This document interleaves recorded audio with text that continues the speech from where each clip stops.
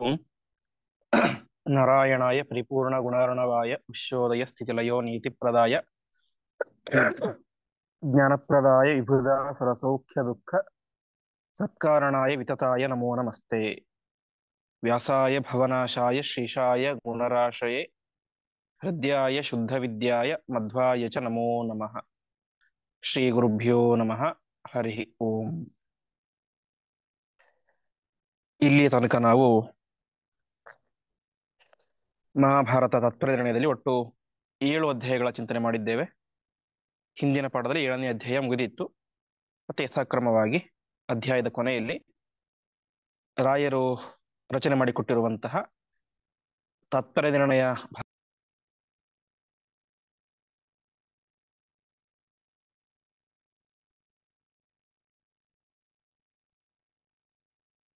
ಶ್ರೀ ಗುರುಭ್ಯೋ ನಮಃ. ಹರಿ ಓಂ.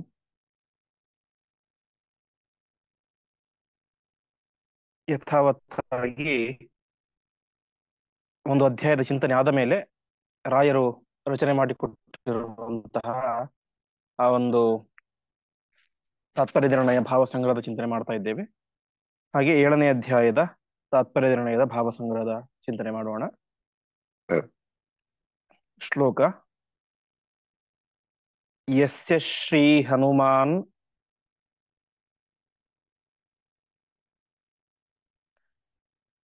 ಅನುಗ್ರಹ ಬಲಾತ್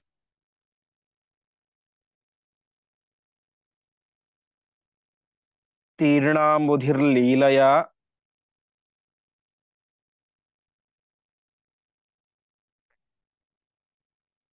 ಲಂಕಾಂ ಪ್ರಾಪ್ಯ ನಿಶಾಮ್ಯ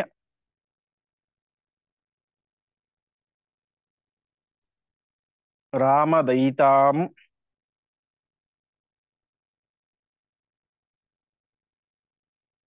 ಭಂಕ್ತ್ವಾ ವನಂ ರಾಕ್ಷಸಾನ್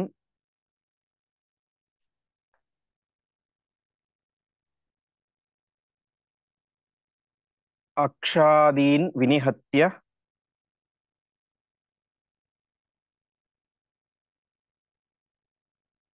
ವೀಕ್ಷ್ಯ ದಶಕಂ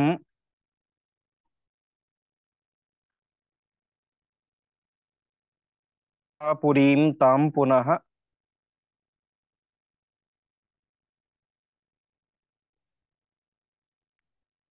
ತೀರ್ಣಾಬ್ಧಿಃ ಕಪಿಭಿರ್ಯುತಃ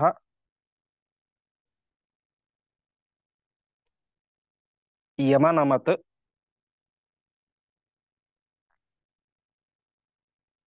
ತಂ ರಾಮಚಂದ್ರಂ ಭಜೆ.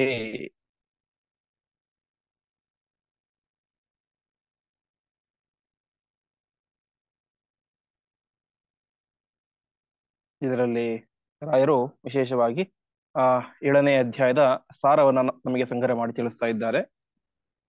ಯಸ್ಯ ಶ್ರೀ ಹನುಮಾನ್ ಅನುಗ್ರಹ ಬಲಾತ್, ಯಾವ ಹನುಮಂತ ಯಾರ ಅನುಗ್ರಹ ಬಲದಿಂದಾಗಿ, ಅರ್ಥಾತ್ ರಾಮದೇವರ ವಿಶೇಷವಾದಂತಹ ಅನುಗ್ರಹ ಬಲದಿಂದಾಗಿ ತಾನೇ ಮಾಡಿದ ತೀರ್ಣಾಂಬುಧಿರ್ ಲೀಲಯ, ಅತ್ಯಂತ ಅನಾಯಾಸವಾಗಿ ತಾನೇ ಮಾಡಿದ ಈ ಒಂದು ಸರಿ ಸರ್ ಹೀಗೆ ಹನುಮಂತ ಯಾರ ಅನುಗ್ರಹದಿಂದಾಗಿ ವಿಶೇಷವಾಗಿ ತೀರ್ಣಾಂಬುಧಿ ಲೀಲಯ ಅಂದ್ರೆ ಲಂಕೆಯನ್ನ ದಾಟಿ ಬಂದ ಅಂತ. ಅಂಬುಧಿ ಅಂತಂದ್ರೆ ಸಮುದ್ರವನ್ನ ಲೀಲಯ ಅನಾಯಾಸವಾಗಿ, ಯಾವುದೇ ರೀತಿಯಾದಂತಹ ತೊಂದರೆ ಇಲ್ಲದಂತೆ ಲಂಕೆಯನ್ನ ಅನಾಯಾಸವಾಗಿ ದಾಟಿ ಏನ್ ಮಾಡಿದ? ಲಂಕಾಂ ಪ್ರಾಪ್ಯ ನಿಶಾಮ್ಯ ರಾಮದಯಿತಾಂ, ಲಂಕೆಗೆ ಹೋದ. ಅಲ್ಲಿಗೆ ಹೋಗಿ ಮಾಡಿದಂತಹ ಪ್ರಧಾನ ಕೆಲಸ ಏನು? ರಾಮದಯಿತಾಂ ನಿಶಾಮ್ಯ, ರಾಮನ ಹೆಂಡತಿಯಾದಂತಹ ಸೀತೆಯನ್ನ ಕಂಡ. ಸೀತೆಯನ್ನು ಕೊಂಡು ಮಾಡಿದ್ದೇನು? ಭಂಕ್ಷ್ವ ವನಂ ರಾಕ್ಷಸಾನ್, ಅಲ್ಲಿ ಇದ್ದಂತಹ ಅನೇಕ ವನಗಳನ್ನ ನಾಶ ಮಾಡಿದ. ಅಷ್ಟು ಮಾತ್ರ ಅಲ್ಲ, ರಾವಣನ ಅಪಾರವಾದಂತಹ ಸೈನ್ಯವನ್ನ, ರಾಕ್ಷಸರಲ್ಲಿ ಎಲ್ಲರನ್ನು ಕೂಡ ಸಂಹಾರ ಮಾಡಿ ಹಾಕಿದ. ಪ್ರಧಾನವಾಗಿ ಮಾಡಿದಂತ ಕೆಲಸ ಅಕ್ಷಾದೀನ್ ವಿನಿಹತ್ಯ, ಅಕ್ಷಕುಮಾರನೇ ಮೊದಲಾದಂತಹ ಅನೇಕ ದುಷ್ಟರನ್ನು ಸಂಹಾರ ಮಾಡಿ ದಶಕಂ ದಗ್ಧ್ವಾಪುರೀಂ ತಾಂ ಪುನಃ. ಪ್ರಧಾನ ಉದ್ದೇಶ ಏನು? ರಾವಣನನ್ನ ನೋಡಬೇಕು. ದಶಕ ಅಂತಂದ್ರೆ 10 ತಲೆ ಉಳ್ಳಂತಹ ರಾವಣ. ಆ ರಾವಣನನ್ನ ನೋಡಿದ. ರಾವಣನನ್ನು ನೋಡಿದು ಮಾತ್ರ ಅಲ್ಲ, ದಗ್ಧ್ವಾ ಪುರೀಂ ತಾಂ ಪುನಃ, ಆ ಒಂದು ಬಾಲಕ್ಕೆ ಹಚ್ಚಿದಂತಹ ಬೆಂಕಿಯಿಂದಾಗಿ ಸಮಗ್ರವಾದಂತಹ ಲಂಕಾ ಪಟ್ಟಣವನ್ನೇ ನಾಶ ಮಾಡಿದಂತಹ ಹನುಮಂತ ಮುಂದೆ ಮತ್ತೆ ತೀರ್ಣಾಬ್ಧಿ ಕಪಿಭಿರಿಯುತಃ, ಮತ್ತೆ ತಾನು ಆ ಸಮುದ್ರವನ್ನ ದಾಟಿ ಕಪಿಗಳೊಂದಿಗೆ ಸೇರಿಕೊಂಡು ಯಮನಮತ್, ಯಮನಮತ್ ಅಂತಂದ್ರೆ ಆದ ಮೇಲೆ ಮತ್ತೆ ಯಥಾವತ್ತಾಗಿ 8ನೇ ಅಧ್ಯಾಯ ಪ್ರಾರಂಭ ಆಗುತ್ತೆ. ಶ್ಲೋಕ ಹೇಳ್ತೇನೆ, ನೀವು ಹೇಳಿ. ಶ್ರುತ್ವಾ ಹನೂಮದುದಿತಂ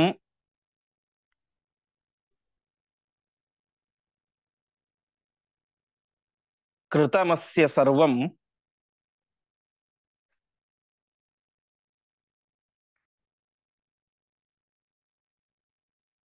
ಪ್ರೀತಃ ಪ್ರಯಾಣಮಭಿರೋಚಯತೆ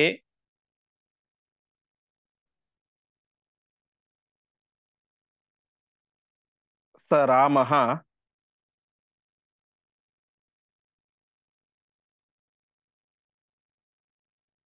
ಆರುಹ್ಯ ವಾಯುಸುತಂ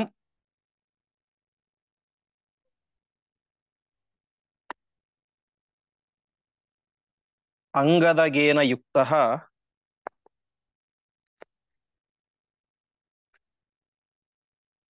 ಸೌಮಿತ್ರಿಣಾ ಸರವಿಜಃ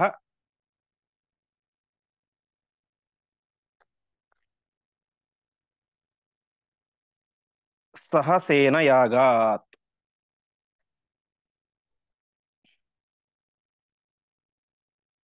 ಪದಚ್ಛೇದ.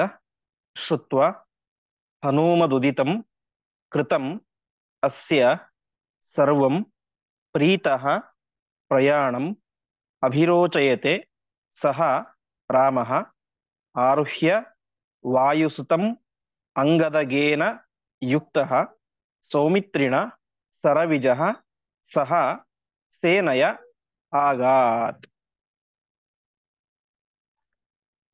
ರಾಮದೇವರು ಹನೂಮದುದಿತಂ ಅಸ್ಯ ಕೃತಂ ಸರ್ವಂ ಶ್ರುತ್ವ, ರಾಮದೇವರು ಹನುಮಂತ ಹೇಳಿದಂತಹ, ಅವನು ಮಾಡಿದಂತಹ, ಅಸ್ಯ ಕೃತಂ ಅವನು ಮಾಡಿದಂತಹ ಪ್ರತಿಯೊಂದು ವಿಚಾರಗಳನ್ನು ಕೂಡ ಕೇಳ್ತಾರೆ.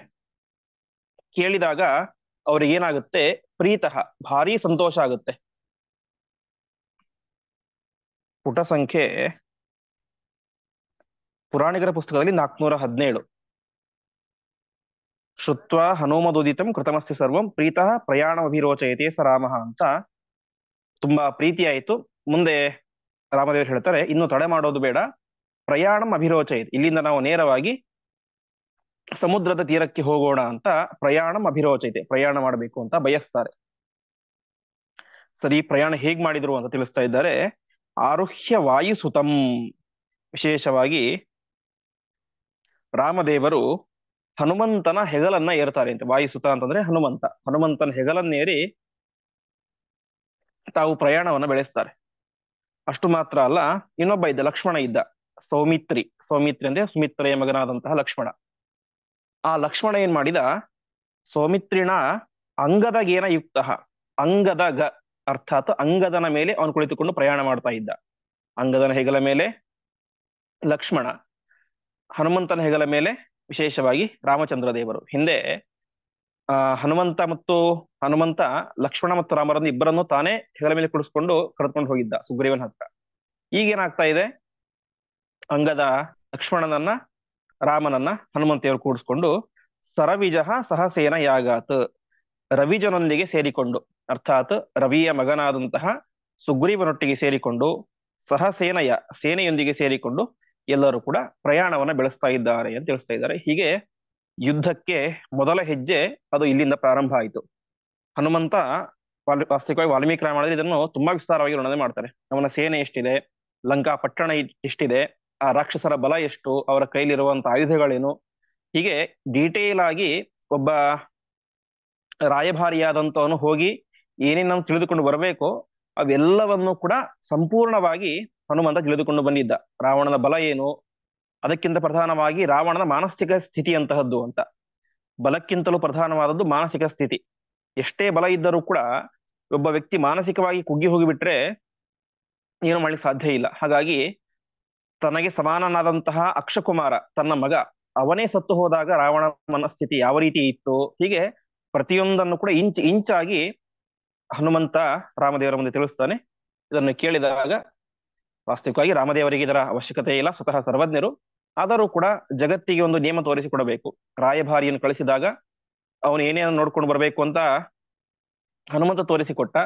ಅದನ್ನು ತಿಳಿದುಕೊಂಡು ರಾಜನಾದಂಥವ್ರು ಏನ್ ಮಾಡ್ಬೇಕು ಅಂತ ರಾಮದೇವರು ತೋರಿಸಿಕೊಟ್ಟರು. ಒಟ್ಟಿನಲ್ಲಿ ತಾನು, ಹನುಮಂತ, ಲಕ್ಷ್ಮಣ, ಅಂಗದ ಒಟ್ಟಿ ಎಲ್ಲಾ ಸೇನೆಯನ್ನು ಕೂಡ ಕರೆದುಕೊಂಡು ತಾವು ಮುಂದೆ ಪ್ರಯಾಣವನ್ನ ಬೆಳೆಸ್ತಾ ಇದ್ದಾರೆ. ಅರ್ಥಾತ್ ಕಿಷ್ಕಿಂಧೆಯಿಂದಾಗಿ ಸಮುದ್ರದ ತೀರಕ್ಕೆ ತಾವು ಪ್ರಯಾಣವನ್ನ ಬೆಳೆಸಿದರು ಅಂತ. ಅಲ್ಲಿ ಮುಂದೆ ಏನಾಯಿತು ಅಂತ ತಿಳಿಸ್ತಾ ಇದ್ದಾರೆ. ಸಂಪ್ರಾಪ್ಯ ದಕ್ಷಿಣಂ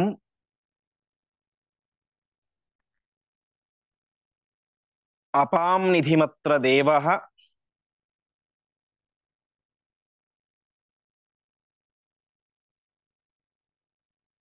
ಶಿಷ್ಯೇ ಜಗದ್ಗುರುತಮಃ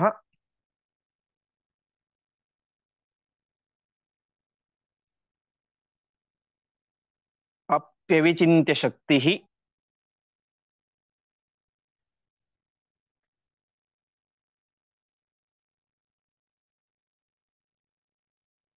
ಅಗ್ರೇಹಿ ಮಾರ್ದವಂ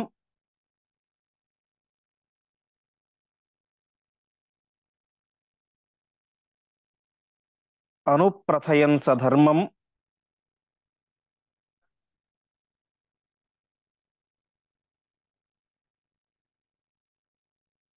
ಪಂಥಾನಮರ್ಥಿತುಂ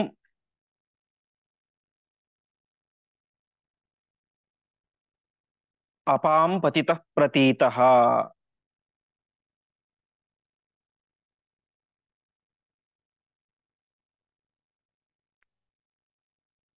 ಪದಚ್ಛೇದ.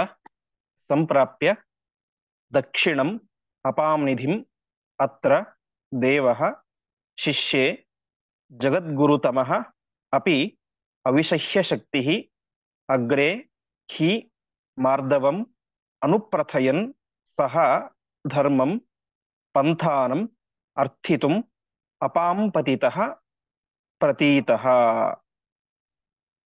ಎಲ್ಲ ಕಪಿಸೇನೆಯೊಂದಿಗೆ ಸೇರಿಕೊಂಡು ರಾಮದೇವರು ದಕ್ಷಿಣ ಸಮುದ್ರದ ತೀರಕ್ಕೆ ಬರ್ತಾ ಇದ್ದಾರೆ. ದಕ್ಷಿಣ ಸಮುದ್ರಕ್ಕೆ ತೀರಕ್ಕೆ ಬಂದು ನೋಡ್ತಾರೆ, ಬಂದಂಥವ್ರು ಯಾರು? ಸಾಕ್ಷಾತ್ ದೇವಃ ಜಗದ್ಗುರುತಮಃ ಅವಿಷಹ್ಯ ಶಕ್ತಿ. ಅವರು ಇಡೀ ಜಗತ್ತಿಗೆ ಗುರುತಮ. ಗುರುತಮ ಅಂತಂದ್ರೆ ಈಗ ನಾವು ಇಂಗ್ಲಿಷ್ ಅಲ್ಲಿ ಗ್ರೇಟೆಸ್ಟ್ ಅಂತ ಹೇಳ್ತೇವಲ್ಲ, ಹಾಗೆ ಗುರುತಮ ಅಂದ್ರೆ ಅವರೇ ನಿಜವಾದಂತಹ ಒಡೆಯ. ಅವರಿಗಿಂತ ಶ್ರೇಷ್ಠವಾದಂತಹ ಗುರು ಜಗತ್ತಿನಲ್ಲಿ ಯಾರೂ ಕೂಡ ಇಲ್ಲ. ಅಂಥವನು ಪರಮಾತ್ಮ ರಾಮಚಂದ್ರ. ಮತ್ತೆಂಥವನು? ಅವಿಷಹ್ಯ ಶಕ್ತಿ. ಅವನ ಪರಾಕ್ರಮವನ್ನ ಯಾರಿಂದಲೂ ಕೂಡ ಸೇರಿಸಿಕೊಳ್ಳಲಿಕ್ಕೆ ಸಾಧ್ಯ ಇಲ್ಲ. ಅಂತಹ ಮಹಾಪರಾಕ್ರಮಶಾಲಿಯಾದಂಥವನು ಪರಮಾತ್ಮ. ಹೀಗೆ ಜಗತ್ತಿಗೆ ಪರಮಾತ್ಮ ಮುಖ್ಯ ಗುರು ಮತ್ತು ಅಷ್ಟೇ ಪರಾಕ್ರಮಶಾಲಿ. ಇಷ್ಟೆಲ್ಲಾ ಶಕ್ತಿ ಇದ್ದರೂ ಕೂಡ ರಾಮದೇವರು ಏನ್ ಮಾಡಿದ್ರು ಅಂತ ತೋರಿಸಿಕೊಡ್ತಾ ಇದ್ದಾರೆ. ಅಲ್ಲಿ ಸಂದರ್ಭ ಇಷ್ಟು, ಎಲ್ಲರೂ ಕೂಡ ಸೇರಿಕೊಂಡು ಸಮುದ್ರ ತೀರಕ್ಕೆ ಬರ್ತಾರೆ. ಸಮುದ್ರ ನೋಡಿದರೆ ಹಿಂದೆಯೇ ತಿಳಿಸಿದಂತೆ 100 ಯೋಜನ ವಿಸ್ತಾರವಾದಂತಹ ದೊಡ್ಡ ಸಮುದ್ರ.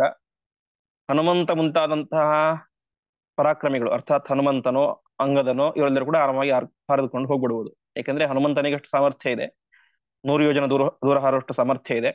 ಅಂಗದನಿಗೂ ಅಷ್ಟು ಸಾಮರ್ಥ್ಯ ಇದೆ. ರಾಮ ಲಕ್ಷ್ಮಣವರು ಹೇಗೋ ಹೋಗಿ ಬಿಡ್ತಾರೆ, ಅಂಗದನ ಹೆಗಲ ಮೇಲೋ ಅವರಿಗೂ ಸಾಮರ್ಥ್ಯ ಇದೆ. ಸರಿ, ಲೋಕದ ದೃಷ್ಟಿಯಿಂದಾಗಿ ತಾವೇನ್ ಮಾಡ್ತಾರೆ, ಅಂಗದನ ಹೆಗಲ ಮೇಲೋ ಲಕ್ಷ್ಮಣನ ಹೆಗಲ ಮೇಲೆ ಕೂತ್ಕೊಂಡು ಹನುಮಂತನ ಹೆಗಲ ಮೇಲೆ ಕೂತ್ಕೊಂಡು ಹೋಗ್ಬಿಡ್ತಾರೆ ರಾಮ ಲಕ್ಷ್ಮಣ ಇಬ್ಬರು ಕೂಡ. ಉಳಿದವರ ಕಥೆ ಏನು? ಸುಗ್ರೀವ, ಜಾಂಬವಂತ, ನೀಲ, ಮೈಂದ ವಿವಿಧ ಅಂತ ಕೊಟ್ಯಾನುಗಟ್ಟಲೆ, ಹಿಂದೆ ಕೇಳಿದಂತೆ ಸಾವಿರಾರು ಕೋಟಿಗಟ್ಟಲೆ ಅಪಾರವಾದ ಸೈನ್ಯ, ಕಪಿಗಳ ಸೈನ್ಯ. ಅಷ್ಟೆಲ್ಲಾ ಕಪಿಗಳ ಸೈನ್ಯವನ್ನ ಸಮುದ್ರವನ್ನು ದಾಟಿಸುವುದು ಹೇಗೆ ಅನ್ನೋದು ತುಂಬಾ ದೊಡ್ಡ ಪ್ರಶ್ನೆ. ಅದಕ್ಕೆ ಯಾರ್ಯಾರು ಏನೇನೋ ಅರ್ಥ ಹೇಳ್ತಾರೆ. ಕಪಿಗಳ ಬುದ್ಧಿಯೇ ಚೇಷ್ಟೆಯ ಬುದ್ಧಿ, ಅದು ಮಾಡೋಣ ಇದು ಮಾಡೋಣ ಏನೇನೋ ತಮ್ಮ ತಮ್ಮ ಬುದ್ಧಿಗೆ ತೋಚಿದ್ದನ್ನ ಹೇಳ್ತಾರೆ.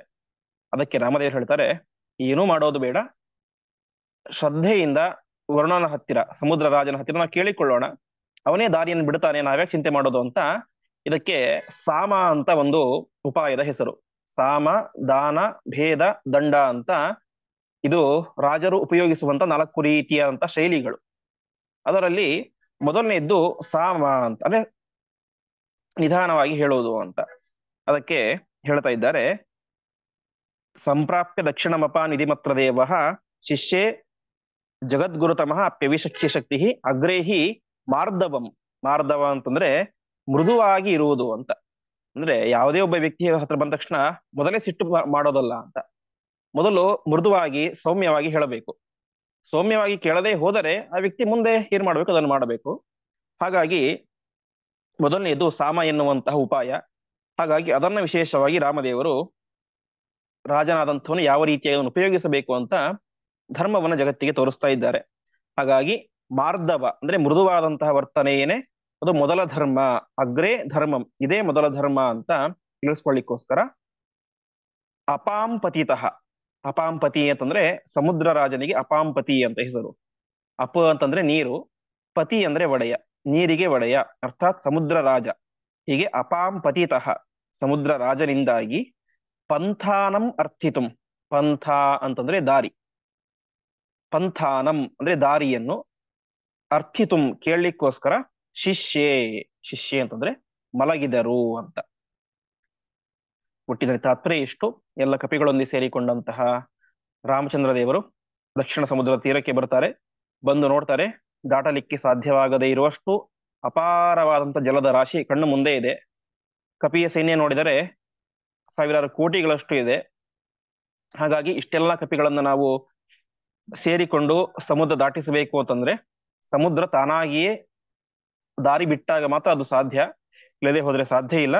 ಹುಟ್ಟಿದಲ್ಲಿ ಸಮುದ್ರದ ಸಹಾಯ ನಮಗೆ ಅತ್ಯಗತ್ಯ ಈ ಕಾಲದಲ್ಲಿ. ಹಾಗಾಗಿ ರಾಮದೇವರು ತಾವೇನ್ ಮಾಡ್ತಾರೆ, ಸಮುದ್ರದ ಹತ್ತಿರ ಪ್ರಾರ್ಥನೆ ಮಾಡ್ತಾ ಇದ್ದಾರೋ ಎನ್ನೆಂಬಂತೆ ಜಗತ್ತಿಗೆ ತೋರಿಸುತ್ತಾ ತಾವು ವಿಶೇಷವಾಗಿ ದರ್ಭೆ ಮೇಲೆ ಹಾಕಿಕೊಂಡು ಮಲಗ್ತಾರೆ ಅಂತ. ಅರ್ಥಾತ್ ಸುಮ್ಮನೆ ನಾನು ಕೇಳ್ಕೊಳ್ತಾ ಇದ್ದೇನೆ, ನೀನು ನನಗೆ ಒಂದು ದಾರಿಯನ್ನು ಬಿಟ್ಟುಕೊಡು ಅಂತ ಸಾಮ ಉಪಾಯದಿಂದಾಗಿ ಮೃದುವಾಗಿ, ಯಾವುದೇ ಗಲಾಟೆ ಇಲ್ಲ, ಹೊಡೆತ ಬಡೆತ ಬಿಲ್ಲು ಬಾಣ ಯಾವುದೂ ಇಲ್ಲ, ಸಿಟ್ಟಿಲ್ಲ, ಏನೂ ಇಲ್ಲ, ಶಾಂತವಾಗಿ. ಇವತ್ತು ನಾವು ಕೇಳುವಂತೆ ಸತ್ಯಾಗ್ರಹ ಅಂತ ನಾವು ಏನ್ ಕೇಳ್ತೇವೆ, ಸತ್ಯಾಗ್ರಹ ಅಂತ ಅದರಲ್ಲೂ ಕೂಡ ಗಲಾಟೆ ಮಾಡ್ತಾರೆ ವಾಸ್ತವಿಕವಾಗಿ ಇವತ್ತು. ಆದರೆ ಆ ರೀತಿ ಮಾಡಬಾರ್ದು. ಸಾಮವಾಗಿ ಸುಮ್ಮನೆ ಶಾಂತಿಯುತವಾದಂತಹ ಒಂದು ಕಾರ್ಯ. ಹಾಗೆ ಆ ಶಾಂತಿಯುತವಾದಂತಹ ಕಾರ್ಯವನ್ನ ವಿಶೇಷವಾಗಿ ರಾಮದೇವರು ಆ ಒಂದು ಸಮುದ್ರದ ತೀರದಲ್ಲಿ ಮಾಡ್ತಾ ಇದ್ದಾರೆ. ಆ ಸಂದರ್ಭದಲ್ಲಿ ಏನಾಯ್ತು, ಅಲ್ಲಿಗೆ ರಾವಣನ ಸಹೋದರನಾದಂತಹ ವಿಭೀಷಣ ಬಂದ. ಅದನ್ನ ಮುಂದೆ 3ನೇ ಶ್ಲೋಕದಲ್ಲಿ ತಿಳಿಸ್ತಾ ಇದ್ದಾರೆ. ತತ್ರ ಜಗಾಮಸಃ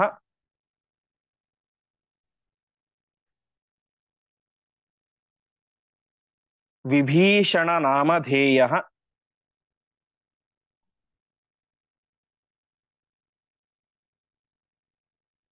ರಕ್ಷಪತೇರವರಜಃ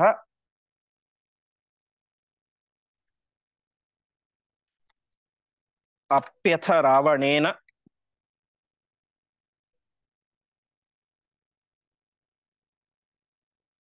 ಭಕ್ತೋಧಿಕಂ ರಘುಪತೌ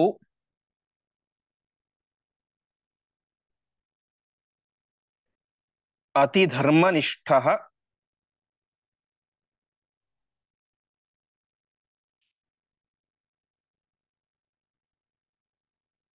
ತ್ಯಕ್ತೋ ಜಗಾಮ ಶರಣಂ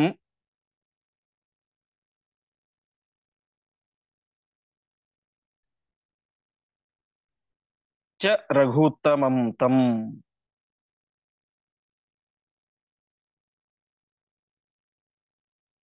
ಪದಚ್ಛೇದ.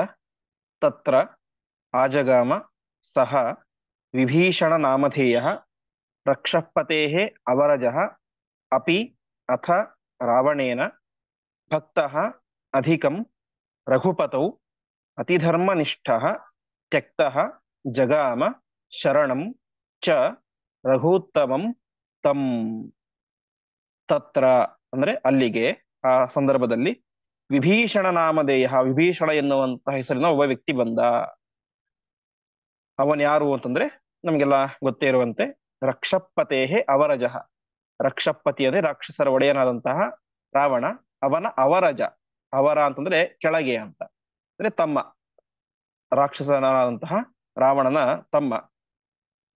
ವಾಸ್ತವಿಕವಾಗಿ ಹೆಸರಿಗೆ ಮಾತ್ರ ರಾವಣನ ತಮ್ಮ, ಆದರೆ ಇವನೇನಾಗಿದ್ದ ಅತಿ ಧರ್ಮನಿಷ್ಠ ರಘುಪತೌ ಅಧಿಕಂ ಭಕ್ತಃ. ವಾಸ್ತವಿಕವಾಗಿ ಇವನು ಅತ್ಯಂತ ಧರ್ಮನಿಷ್ಠನಾದಂತಹ ವ್ಯಕ್ತಿ.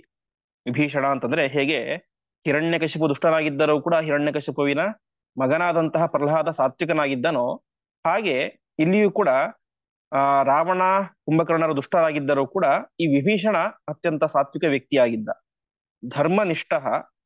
ಅಷ್ಟು ಮಾತ್ರ ಅಲ್ಲ, ರಘುಪತೌ ಅಧಿಕಂ ಭಕ್ತ. ರಘುಪತಿ ಅರ್ಥಾತ್ ರಾಮಚಂದ್ರ ದೇವರಲ್ಲಿ ಭಾರೀ ಭಕ್ತಿ ಇತ್ತು. ಇದೇ ಕಾರಣಕ್ಕೆ ರಾವಣೇನ ತ್ಯಕ್ತ. ರಾವಣ ಇದಕ್ಕೋಸ್ಕರನೇನೆ ವಿಭೀಷಣನನ್ನ ಸ್ವಲ್ಪ ಉಪೇಕ್ಷೆ ಮಾಡ್ತಾ ಇದ್ದ ಅಂತೆ. ಯಾಕೆಂತಂದ್ರೆ ರಾವಣನಿಗೆ ಏನ್ ಬೇಕು? ಧರ್ಮಗಿರ್ಮ ಏನ್ ಬೇಡ ಅವನಿಗೆ.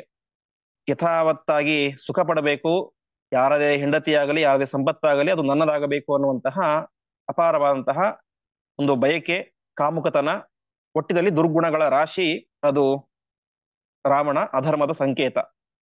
ಇವನ್ ನೋಡಿದರೆ ಧರ್ಮ ಅದು ಮಾಡಬಾರದು, ಇದು ಮಾಡಬೇಡ, ಹಾಗೆ ಹೀಗೆ ಅಂತ ತುಂಬಾ ಇದು ಮಾಡ್ತಾ ಇದ್ದ ಅವನಿಗೆ. ನಾವು ನೋಡಿದಂತೆ ಬಾಲ ಸುಡ್ಲಿಕ್ಕೆ ಹೋಗ್ಬೇಕಾದ್ರೆ ಬಾಲ ಸುಡಬೇಡ ಅಲ್ಲ, ಹನುಮಂತನನ್ನ ಕೊಲ್ಲಿಕ್ಕೆ ಹೋಗ್ಬೇಕಾದ್ರೆ ಹನುಮಂತನ ಕೊಲ್ಲಬೇಡ, ಅದು ಸರಿಯಲ್ಲ, ಅವನಿಗೆ ಬಾಲ ಬೆಂಕಿ ಹೆಚ್ಚುತ್ತ, ಹೀಗೆ ಒಟ್ಟಿನಲ್ಲಿ ರಾವಣ ಏನ್ ಮಾಡಿದ್ರು ಕೂಡ ಅದಕ್ಕೆ ಅಪೋಸ್ ಮಾಡ್ತಾ ಇದ್ದ.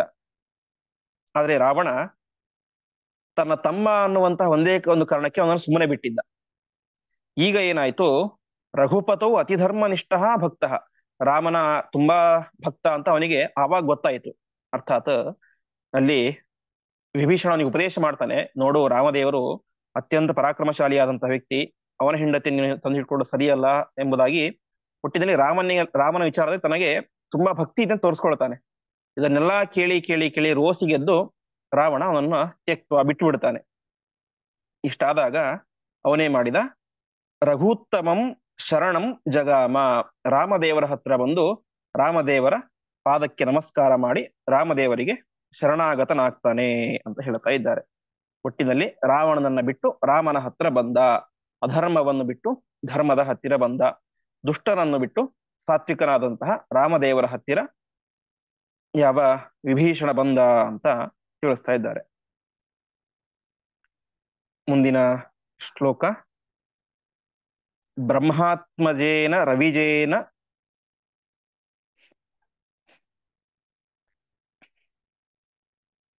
ಬಲಪ್ರಣೇತ್ರ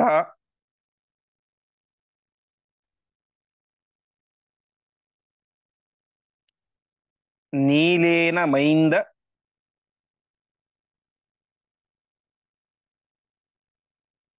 ವಿವಿಧಾಂಗದ ತಾರಪೂರ್ವೈಃ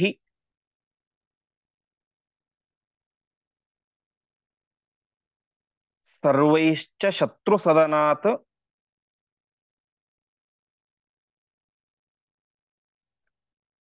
ಉಪಯಾತ ಏಷಃ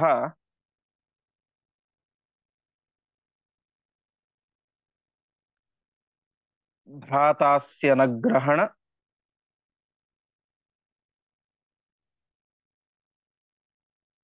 ಯೋಗ್ಯ ಇತಿ ಸ್ಥಿರೋಕ್ತಃ.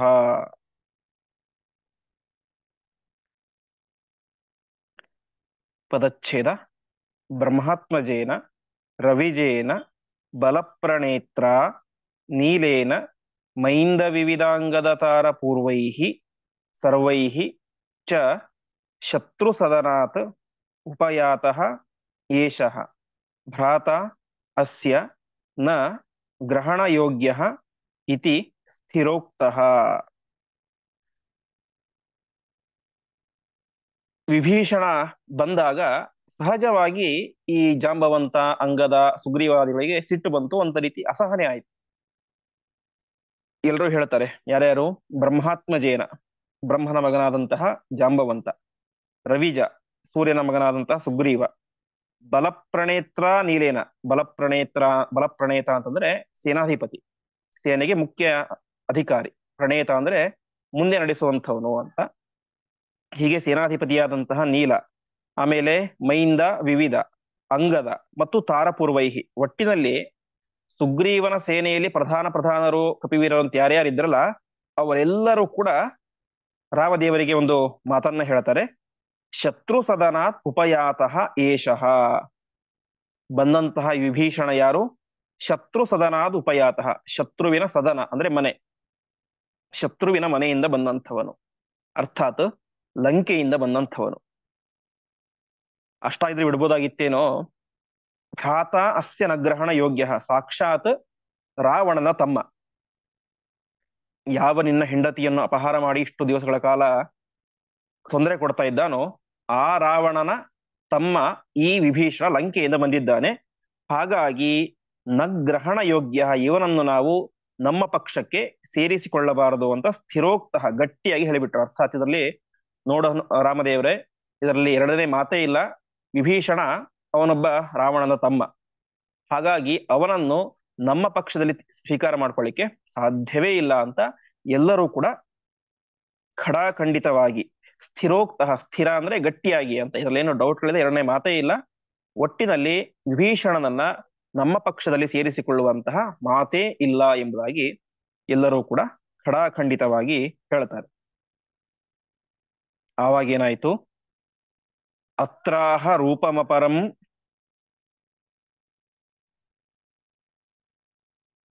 ಬಲದೇವತಾಯಾಹ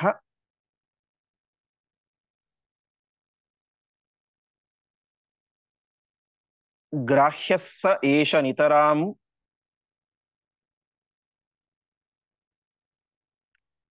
ಶರಣಂ ಪ್ರಪನ್ನಃ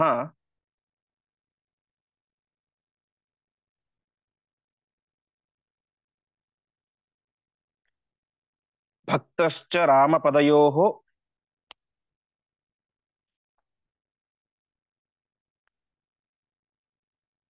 ವಿನಶಿಷ್ಣುರಕ್ಷೋಃ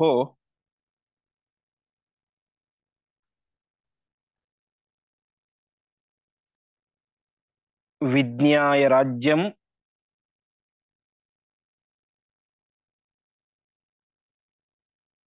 ಉಪಭೋಕ್ತು ಮಿಹಾಭಿಯಾತಃ.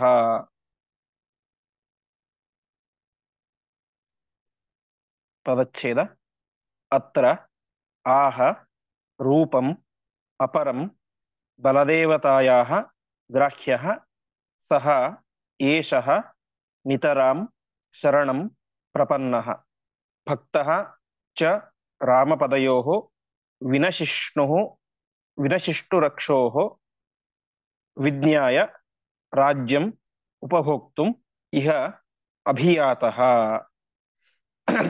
ಈ ಸಂದರ್ಭದಲ್ಲಿ ಹನುಮಂತ ಒಂದು ಮಾತನ್ನ ಹೇಳ್ತಾನೆ. ಇಲ್ಲಿ ವಿಭೀಷಣನ ಸಂಪೂರ್ಣ ವ್ಯಕ್ತಿತ್ವದ ಪರಿಚಯ ಇರೋದು ಯಾರಿಗೆ? ಹನುಮಂತನೊಬ್ಬನಿಗೆ ಮಾತ್ರ. ರಾಮದೇವರಿಗೆ ಗೊತ್ತಿದೆ, ಆದರೆ ಅವರಿಗೆ ಲೋಕದ ದೃಷ್ಟಿಯಲ್ಲಿ ಗೊತ್ತಿಲ್ಲ ಅಷ್ಟೇ. ಯಾಕಂತಂದ್ರೆ ಅವರಿನ್ನು ವಿಭೀಷಣ ನೋಡ್ತಾ ಇರೋದೇ ಫಸ್ಟ್ ಟೈಮ್. ಆದ್ರೆ ಹನುಮಂತ ಹಾಗಲ್ಲ. ಅಲ್ಲಿಗೆ ಹೋಗಿದ್ದ ವಿಭೀಷಣ, ಅವನ ಸಾತ್ವಿಕತೆ ಏನು, ಅವನ ಧರ್ಮನಿಷ್ಠೆ ಏನು, ಅವನು ಮಾಡುವಂತಹ ಪರಮಾತ್ಮನ ಭಕ್ತಿ ಏನು ಎಲ್ಲ ಗೊತ್ತಿತ್ತು. ಮತ್ತು ರಾವಣ ಹನುಮಂತನನ್ನು ಸಂಹಾರ ಮಾಡಬೇಕು ಅಂತ ಹೊರಟಾಗ ಅವನನ್ನು ತಡೆದು ಧರ್ಮವನ್ನು ತೋರಿದಂಥವನು ಯಾವ? ವಿಭೀಷಣ. ಹಾಗಾಗಿ ವಿಭೀಷಣನ ಸಂಪೂರ್ಣ ವ್ಯಕ್ತಿತ್ವದ ಪರಿಚಯ, ಅವನು ರಾವಣನ ತಮ್ಮನಾದರೂ ಕೂಡ ಪರಮ ಸಾತ್ವಿಕ ಅಂತ ಹನುಮಂತನಿಗೆ ಗೊತ್ತಿತ್ತು. ಹಾಗಾಗಿ ಬಲದೇವತಾಯ ಅಪರಂ ರೂಪಂ, ಬಲದೇವತೆಯ ಇನ್ನೊಂದು ರೂಪವಾದಂತಹ ಹನುಮಂತ ಅಂದ್ರೆ ವಾಯುದೇವರಿಗೆ ಬಲದೇವತೆ ಅಂತ ಹೆಸರು. ಬಲಕ್ಕೆ ಪ್ರಧಾನ ಅಭಿಮಾನಿ, ಮಹಾಪರಾಕ್ರಮಶಾಲಿಗಳಾದಂತಹ ವಾಯುದೇವರ ಇನ್ನೊಂದು ರೂಪವಾದಂತಹ ಹನುಮಂತ ದೇವರು ಅತ್ರ ಆಹ ಇಲ್ಲಿ ಒಂದು ಮಾತನ್ನ ಹೇಳಿದರು. ಏನಂತ? ಏಷಃ ನಿತರಾಂ ಶರಣಂ ಪ್ರಪನ್ನಃ. ಈ ವಿಭೀಷಣ ನಿನ್ನನ್ನ ಶರಣು ಹೊಂದಿದ್ದಾನೆ, ನಿನ್ನ ಕಾಲಿಗೆ ಬಿದ್ದು ನಮಸ್ಕಾರ ಮಾಡಿದ್ದಾನೆ. ಹಾಗಾಗಿ ಇವನನ್ನ ಗ್ರಾಹ್ಯ, ನಾವು ಸ್ವೀಕಾರ ಮಾಡಲೇಬೇಕು. ಯಾಕೆ ಅಂತಂದ್ರೆ ಇವನೇನಾಗಿದ್ದಾನೆ? ಭಕ್ತ. ಸುಮ್ಮನೆ ನಮಸ್ಕಾರ ಮಾಡಿದ್ದಾನೆ, ಡೋಂಗಿಗೆ ನಮಸ್ಕಾರ ಮಾಡಿದ್ದಲ್ಲ, ನಾಟಕಕ್ಕೆ ನಮಸ್ಕಾರ ಮಾಡಿದ್ದಲ್ಲ. ರಾಮದೇವರಲ್ಲಿ ಅಪಾರವಾದಂತ ಭಕ್ತಿಯನ್ನ ಈ ವಿಭೀಷಣ ಹೊಂದಿದ್ದಾನೆ. ಹಾಗಾಗಿ ಏನ್ ಮಾಡ್ಬೇಕು? ಇದನ್ನು ನಾವು ಸ್ವೀಕಾರ ಮಾಡಲೇಬೇಕು. ಇವನಿಲ್ಲಿ ಯಾಕೆ ಬಂದಿದ್ದಾನೆ ಅದು ಪ್ರಧಾನ ಕಾರಣ. ಅದಕ್ಕೆ ಹೇಳ್ತಾ ಇದ್ದಾರೆ, ರಕ್ಷೋಹೋ ವಿನಶಿಷ್ಣುಹೋ. ಇವನಿಗೆ ಗೊತ್ತಾಗಿದೆ ಏನಂತ? ರಾವಣನಿಗೆ ಇನ್ನು ಉಳಿಗಾಲ ಇಲ್ಲ ಅಂತ. ರಾವಣನನ್ನ ಆದಷ್ಟು ಬೇಗನೆ ರಾಮಚಂದ್ರ ಒಂದು ಸಂಹಾರ ಮಾಡ್ತಾನೆ. ಯಾಕೆಂತಂದ್ರೆ ರಾಮನ ಯಾವ ಸೇವಕನಾದಂತಹ ಹನುಮಂತನಿಗೇನೆ ಇಷ್ಟು ಪರಾಕ್ರಮ ಇದೆ ಅಂದ್ರೆ ರಾಮದೇವರು ಇಷ್ಟು ಪರಾಕ್ರಮ ಇರಬೇಕು ಅಂತ ಅವನು ಊಹೆ ಮಾಡಿ ನಿಶ್ಚಯ ಆಗುತ್ತೆ ಅವನಿಗೆ. ರಾವಣನಿಗಿನ್ನು ಉಳಿಗಾಲ ಇಲ್ಲ, ರಾಮದೇವರು ಒಂದು ಸಂಹಾರ ಮಾಡ್ತಾರೆ. ಹಾಗಾಗಿ ರಕ್ಷೋಹೋ ವಿನಶಿಷ್ಣು, ರಾಕ್ಷಸನಾದಂತಹ ರಾವಣ ಇನ್ನು ಜಾಸ್ತಿ ದಿವಸ ಉಳಿಯೋದಿಲ್ಲ, ಅವನ ಸಂಹಾರ ಆದಷ್ಟು ಬೇಗನೆ ಆಗುತ್ತೆ. ಹಾಗಾಗಿ ರಾಜ್ಯಂ ಉಪಭೋಕ್ತು ಇಹಾಭಿಯಾತಃ, ಮುಂದೆ ತಾನು ರಾಜ್ಯವನ್ನು ಅನುಭವಿಸಬೇಕು ಎನ್ನುವಂತಹ ಕಾರಣದಿಂದಾಗಿ ಯಾವ ವಿಭೀಷಣ ಇಲ್ಲಿಗೆ ಬಂದಿದ್ದಾನೆ. ಹಾಗಾಗಿ ಅವನನ್ನ ನೀವೇನ್ ಮಾಡಬೇಕು, ಸ್ವೀಕಾರ ಮಾಡಬೇಕು ಅಂತ ಅಂಗದ ಯಾವ ಸುಗ್ರೀವ ಮುಂತಾದಂತಹ ಎಲ್ಲ ಹಿರಿಯರ ಮಾತನ್ನು ವಿರೋಧ ಮಾಡಿ ತನ್ನ ಖಚಿತವಾದಂತಹ ನಿರ್ಣಯವನ್ನ ಹನುಮಂತ ರಾಮದೇವರ ಮುಂದೆ ತಿಳಿಸ್ತಾನೆ. ಮತ್ತೆ ಮುಂದೆ ರಾಮದೇವರು ಅವನನ್ನ ಸ್ವೀಕಾರವನ್ನು ಕೂಡ ಮಾಡ್ತಾರೆ, ಅವಶ್ಯ ಹಾಗೆ ಆಗಲಿ ಅಂತ. ಹಾಗಾದ್ರೆ ನಮ್ಗೆ ಇಲ್ಲಿ ಒಂದು ಸಂದೇಹ ಬರುತ್ತೆ, ವಿಭೀಷಣ ಇಷ್ಟು ದಿನ ನನಗೆ ಗೊತ್ತಿರ್ಲಿಲ್ವಾ ಅಂತ. ರಾವಣ ಮಾಡ್ತಾ ಇರೋದು ಕೆಟ್ಟ ಕೆಲಸ, ರಾವಣ ಇವತ್ತು ಮಾತ್ರ ಕೆಟ್ಟ ಕೆಲಸ ಮಾಡಿದ್ದ, ಜೀವನ ಪೂರ್ತಿ ಮಾಡಿದ್ದೇ ಕೆಟ್ಟ ಕೆಲಸಗಳು, ಇದೆಲ್ಲ ವಿಭೀಷಣನಿಗೆ ಗೊತ್ತಿರ್ಲಿಲ್ವಾ? ಹಾಗಾದ್ರೆ ಯಾಕೆ ಅವನನ್ನು ಬಿಟ್ಟು ಬರ್ಲಿಲ್ಲ ಅಂತ. ಯಾವಾಗ್ಲೂ ಬಿಟ್ಟು ಬರ್ಬೋದಾಗಿತ್ತು, ಇವಾಗ ಯಾಕೆ ಬಿಟ್ಟು ಬಂದ ಅಂತಂದ್ರೆ, ನಾವು ಒಂದು ಪಕ್ಷವನ್ನು ಬಿಟ್ಟು ಇನ್ನೊಂದು ಪಕ್ಷವನ್ನು ಆಶ್ರಯಿಸಬೇಕಾದ್ರೆ, ಆ ಒಂದು ಪಕ್ಷ ಬಿಡ್ಬೇಕಾದ್ರೆ ನಾವು ಒಂದು ಗಟ್ಟಿಯಾದಂತ ಇನ್ನೊಂದು ಪಕ್ಷ ನೋಡ್ಕೊಳ್ಬೇಕು. ನಮಗೆ ಇನ್ನೊಬ್ಬರ ಆಸರೆ ಸಿಗದೆ ಹೋದರೆ ಆವಾಗ ನಮ್ಮನ್ನು ಶತ್ರುಗಳು, ಅರ್ಥಾತ್ ಯಾವ ಪಕ್ಷ ಬಿಟ್ಟು ಬಂದಿರ್ತೇವೋ ಅವರು ನಮ್ಮನ್ನು ಸಂಹಾರ ಮಾಡುವಂತಹ, ನಾಶ ಮಾಡುವಂತಹ ಸಾಧ್ಯತೆಗಳು ಜಾಸ್ತಿ ಇರ್ತವೆ. ಅದು ಯಾವುದೇ ಒಂದು ವಿಭಾಗವಾಗಲಿ, ರಾಜಕೀಯವಾಗಲಿ, ಇನ್ಯಾವುದೇ ಆಗಲಿ, ಒಂದು ಹಂತವನ್ನು ನಾವು ಬಿಟ್ಟು ಇನ್ನೊಂದು ಕಡೆ ಬರ್ಬೇಕಾದ್ರೆ ಆ ಇನ್ನೊಂದು ಹಂತ ನಮಗೆ ಸಿದ್ಧವಾಗಿರಬೇಕು ಮತ್ತು ಅದು ಬಲಿಷ್ಠವಾಗಿರಬೇಕು. ಯಾವ ಪಕ್ಷವನ್ನು ಬಿಟ್ಟು ಬರ್ತಾ ಇದ್ದೇವೋ ಅದಕ್ಕಿಂತ ಆ ಪಕ್ಷ ಬಲಿಷ್ಠ ಆಗಿರಬೇಕು. ಆವಾಗ ಮಾತ್ರ ಆ ಪಕ್ಷವನ್ನು ನಾವು ಬಿಡ್ಲಿಕ್ಕೆ ಸಾಧ್ಯ. ಇಲ್ಲಿ ರಾವಣ ಮಾಡ್ತಾ ಇರೋದು ಕೆಟ್ಟ ಕೆಲಸ ಅಂತ ಅವನ ಮೇಲೆ ಅಸಮಾಧಾನ ವಿಭೀಷಣನಿಗೆ ಅನೇಕ ವರ್ಷಗಳಿಂದ ಮೊದಲಿಂದಲೂ ಕೂಡ ಇತ್ತು. ಆದರೆ ರಾವಣನನ್ನು ಬಿಟ್ಟು ಹೋಗ್ಬೇಕು, ಯಾರ ಹತ್ರ ಹೋಗ್ಬೇಕು? ಯಾಕೆಂದ್ರೆ ವಿಭೀಷಣ ಏನು ರಾವಣನಿಗಿಂತ ಪರಾಕ್ರಮಶಾಲಿ ಅಲ್ಲ. ಹಾಗಾಗಿ ರಾವಣನ ಪಕ್ಷವನ್ನು ಬಿಟ್ಟು ಬೇರೆ ಕಡೆ ಹೋಗ್ಬೇಕು ಅಂತಂದ್ರೆ ರಾವಣನಿಗಿಂತ ಪರಾಕ್ರಮಶಾಲಿಗಳಾದಂತಹ ಪಕ್ಷವನ್ನು ಸೇರ್ಬೇಕು. ಇದು ರಾಜಕೀಯ ಕೂಡ ಒಂದು ತಂತ್ರ. ಯಾಕೆಂದ್ರೆ ಇಲ್ಲಿ ಆಚಾರ್ಯ ಹೇಳಿದ್ದಾರೆ, ರಾಜ್ಯಂ ಉಪಭೋಕ್ತು ಮಿಹಾಭಿಯಾತಃ, ರಾಜ್ಯವನ್ನು ಪಡಿಬೇಕು ಅಂತ ಬಂದ ಅಂತ. ಹಾಗಂದ ತಕ್ಷಣ ಇದೇನೋ ರಾಜ್ಯದ ಆಸೆ ಅಂತ ತಿಳ್ಕೊಳ್ಬಾರ್ದು. ರಾಜ್ಯದ ಆಸೆಯು ಕೂಡ ಇದು ಸಹಜವಾದದ್ದು. ಯಾಕೆಂದ್ರೆ ರಾಜರ ಪ್ರಧಾನ ಕರ್ತವ್ಯವೇನು? ರಾಜ್ಯವನ್ನು ಆಳೋದು. ಅದರಲ್ಲೂ ಕೂಡ ವಿಭೀಷಣ ಬಯಸ್ತಾ ಇರೋದು ಬೇರೆ ಯಾರದು ರಾಜ್ಯವಲ್ಲ, ತನ್ನದೇ ರಾಜ್ಯ. ಹಾಗಾಗಿ ಇದು ರಾಜಧರ್ಮದ ನೀತಿಯಿಂದಲೂ ಕೂಡ ಅತ್ಯಂತ ಶ್ರೇಷ್ಠವಾದಂತಹ ಕೆಲಸ ಮತ್ತು ಒಳ್ಳೆ ಕೆಲಸ. ಒಂದು ವೇಳೆ ರಾವಣನಿಗಿಂತ ದುರ್ಬಲರಾದವರ ಪಕ್ಷಕ್ಕೆ ಹೋಗ್ಬಿಟ್ರೆ ರಾವಣ ಏನ್ ಮಾಡ್ತಾನೆ? ಅವರನ್ನು ಸಂಹಾರ ಮಾಡ್ತಾನೆ, ಈ ವಿಭೀಷಣನನ್ನು ಕೊಂದು ಬಿಡ್ತಾನೆ. ಹಾಗಾಗಿ ಆ ಕೆಲಸ ಆಗಬಾರದು. ರಾವಣನಿಗಿಂತ ಬಲಿಷ್ಠರಾದಂತಹ ಪಕ್ಷಕ್ಕೆ ನಾನು ಹೋಗಬೇಕು. ಆ ಮೂಲಕ ರಾವಣನ ಸಂಹಾರವಾಗಿ ನನ್ನದೇ ಆದಂತಹ ಲಂಕೆಯನ್ನ, ಪಿತ್ರಾರ್ಜಿತವಾದಂತಹ ಈ ಲಂಕೆಯನ್ನ ನಾನು ಧರ್ಮದಿಂದಾಗಿ ಆಳಬೇಕು ಎನ್ನುವಂತಹ ಸದುದ್ದೇಶದಿಂದಾಗಿ ವಿಭೀಷಣ ಬಂದಿದ್ದಾನೆ. ಹಾಗಾಗಿ ನೀನು ಇವರನ್ನ ಅವಶ್ಯವಾಗಿ ಸ್ವೀಕಾರ ಮಾಡುವಂತ ರಾಮದೇವರ ಹತ್ತಿರ ತಮ್ಮ ಅಭಿಪ್ರಾಯವನ್ನ ಹನುಮಂತ ದೇವರು ವ್ಯಕ್ತಪಡಿಸ್ತಾರೆ. ಹೀಗೆ ಹಿರಿಯರೆಲ್ಲರೂ ಕೂಡ ಅಪೋಸ್ ಮಾಡಿದಾಗ ಗಟ್ಟಿಯಾಗಿ ನಿಂತುಕೊಂಡು ಧರ್ಮ ಏನು ಅಂತ ತಿಳಿಸಿದಂಥವನು ಹನುಮಂತ. ಮುಂದೆ ಹನುಮಂತನ ಮಾತನ್ನು ಕೇಳಿದಂತಹ ರಾಮದೇವರು ಏನ್ ಮಾಡ್ತಾರೆ ಅದನ್ನು ಮುಂದೆ ಮತ್ತೆ 6ನೇ ಶ್ಲೋಕದಿಂದಾಗಿ ತಿಳಿಸ್ತಾ ಹೋಗ್ತಾರೆ. ಆ ಉಳಿದ ಚಿಂತನೆಯನ್ನ ನಾಳೆಯ ಪಾಠದಲ್ಲಿ ಮಾಡೋಣ ಎಂಬುದಾಗಿ ಹೇಳುತ್ತೆ.